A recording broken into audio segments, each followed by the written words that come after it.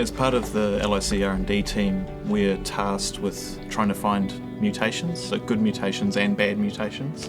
A few years ago, we became aware of a bunch of animals that were being born that had some unusual characteristics. So they were shaggy, they didn't make milk, which is obviously pretty important for a dairy cow, and they also suffered heat stress.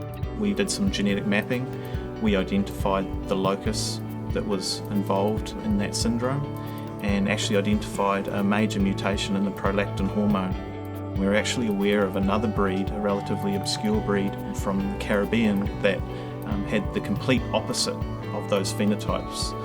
It was known that these traits were actually due to a major mutation that was at this stage undiscovered. So we took the information that we gained from identification of the hairy mutation and we went and genotyped the other prolactin pathway genes. We took the DNA from one of these animals and we sequenced it, and we found a massive mutation that we thought could cause the phenotype of heat tolerance and the slick coat.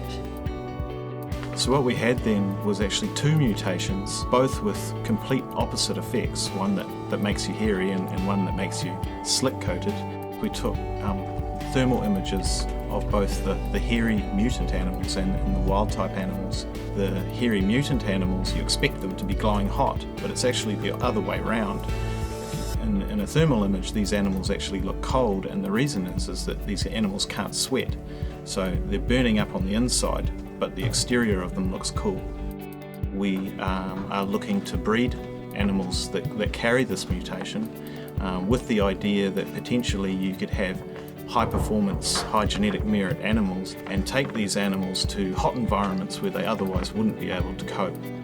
Ultimately, the aim would be to increase milk production in the tropics.